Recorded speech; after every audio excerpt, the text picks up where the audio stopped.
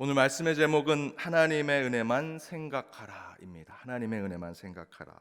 여러분, 하나님의 은혜가 무엇입니까? 우리가 받을 만한 공로가 있어서 은혜를 받는 것이 아니라 하나님께서 우리에게 베푸시기를 원하셔서 우리에게 베푸시길 원하는 그 사랑과 자비를 우리가 받는 것, 그것이 하나님의 은혜지요.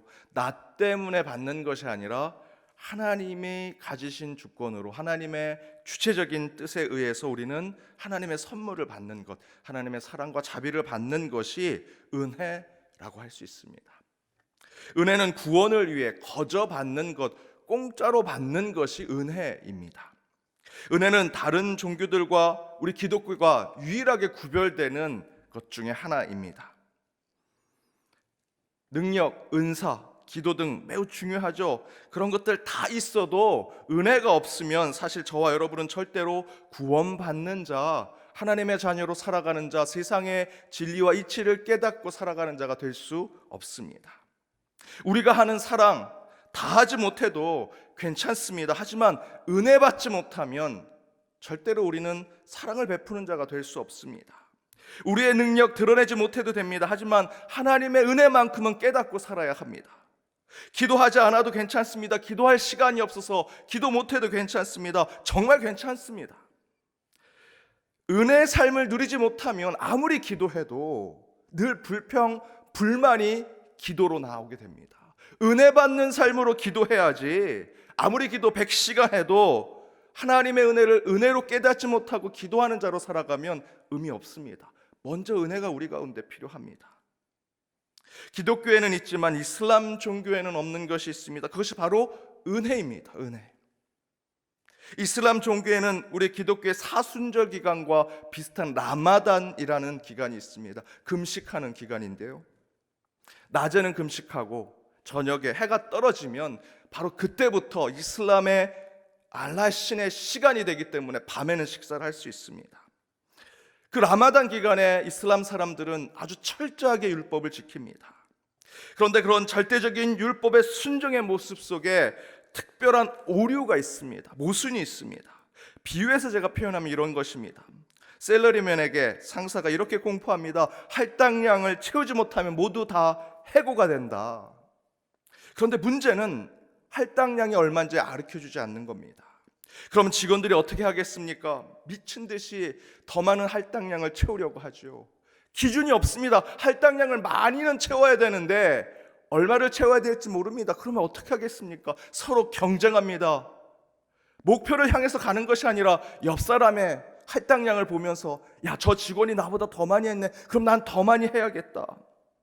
하지만 그렇게 할당량을 얘기한 그 사장에게 더 잘 보이려고 할당량을 더 채우는 것이 아니라 나중엔 어떻게 하겠습니까? 꼼수를 쓰겠죠. 할당량이 아니라 내가 최선을 다해서 해야 될 일을 하는 것이 아니라 그 상사에게, 그 사장에게 뇌물을 바치고 다른 일을 하면서 꼼수와 같은 일들을 하게 됩니다. 그것이 바로 이슬람이나 다른 공로를 주장하는, 은혜가 아니라 자기의 수고와 노력을 강조하는 종교들이 보여주는 오류와 같은 모습입니다. 신천지가 14만 4천에 들어가야 천국에 갈 수 있다고 얘기했습니다. 14만 4천이 벌써 넘어서 30만이 넘었다고 합니다. 이번 코로나 사태로 교인들이, 신도들이 줄었습니다. 그 전에 뭐라고 했습니까? 14만 4천이 넘었으니 그 가운데 내가 다시 뽑겠다. 말이 됩니까? 이게 다른 종교들, 은혜가 없는 종교들의 모습입니다. 이슬람은 이런 경우가 있었습니다. 이슬람의 종교 지도자, 목사와 같은, 기독교의 목사와 같은 자들을 이맘이라고 합니다. 이맘이 라마단 기간에 서로 주고받는 질문을 합니다. Q&A라고.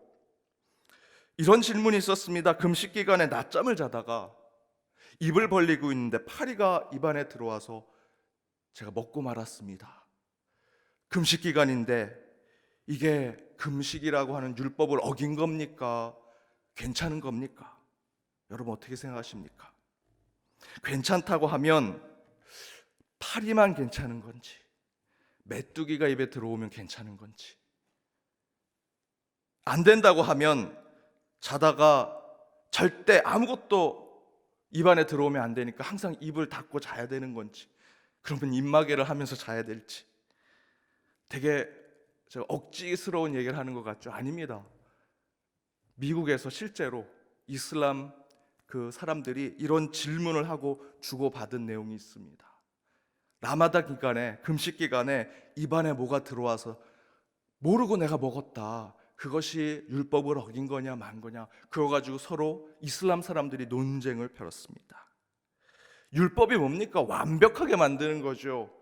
합리적이고 논리적으로 종교 생활을 하도록 만드는 것이 율법입니다. 그런데 율법을 따지고 들어가면 엄청난 모순과 오류를 가지고 있습니다. 이런 것을 저희 사순절 기간에, 고난 주간에 적용했다면 교회 몇 분이 제대로 오실 수 있을까요? 절대로 여러분 식사하시면 안 됩니다. 금식 꼭 하셔야 됩니다. 그래야 신앙의 길을 걸을 수 있다라고 한다면 몇 분이나 오시겠습니까?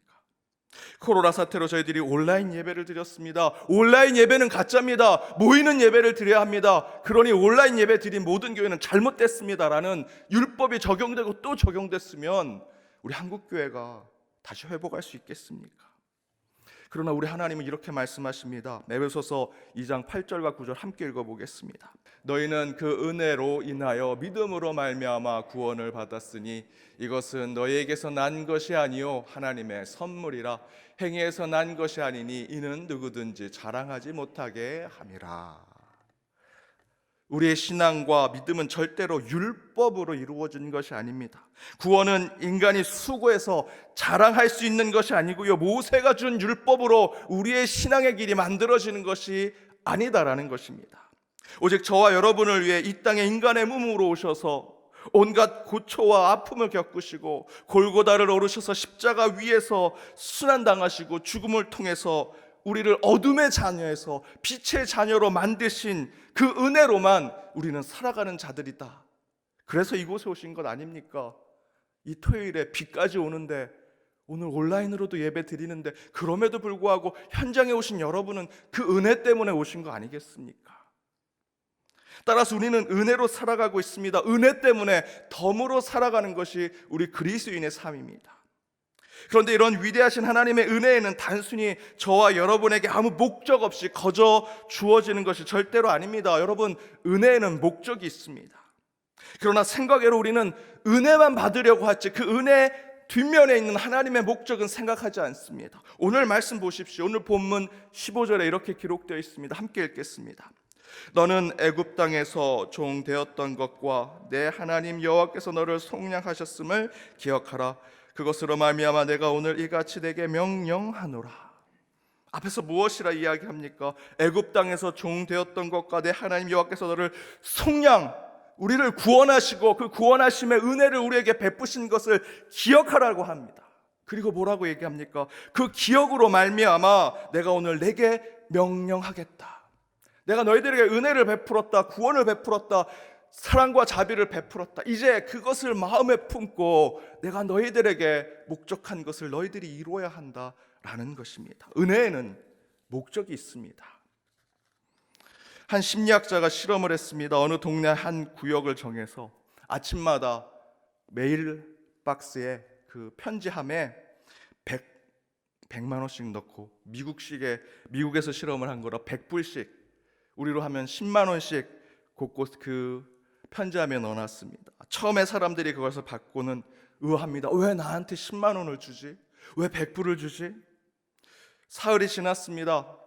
그 100불을 받은 사람들이 서로 이야기하면서 떠들썩합니다. 야, 너도 100불 받, 나도 100불 받았어. 그 둘째 주에 다시 돈을 넣었습니다. 그 돈을 받은 사람들이 서로 좋아하면서 야, 다음 주에도 올까? 서로 그렇게 기쁘게 얘기합니다. 세 번째 주에도 돈을 넣었습니다. 사람들이 이제는 서로 떠들고 좋아하지 않습니다. 아, 이제 이렇게 100불씩 넣어주는구나 누가. 넷째 주에도 똑같이 넣습니다. 넷째 주가 됐더니 사람들이 이젠 당연히 100불을 주는 거로 생각합니다. 그리고 한 달이 끝나고 그 실험 기간이 끝난 이후에는 100불을 넣지 않았습니다. 그랬더니 사람들이 뭐라고 얘기할까요? 왜 100불이 안 들어오냐고. 도대체 누가 이거 100불 넣는 건데 안 넣냐고 동사무소 찾아가고 소방서 찾아가고 왜 이 돈 안 주냐고. 여러분, 하나님의 은혜가 무엇입니까? 하나님의 은혜는 그 은혜의 목적을 제대로 깨닫지 못한다면 어느 순간 우리는 그 은혜를 당연한 것이라고 생각합니다. 분명히 거저 주어졌는데 우리는 은혜로 받은 것인데 그것을 은혜로 생각하지 아니하고 당연한 권리처럼 생각하는 것이 저와 여러분과 같은 죄 많은 인간입니다. 은혜로 하나님의 뜻에 따라 그 순종하는 삶을 살아야 하는데 그 대신에 우리는 그 은혜와 은총은 당연한 권리처럼 누리며 살아가려고 하는 것이 여전히 그리스도인임에도 불구하고 죄인처럼 살아가는 저와 여러분의 모습이죠.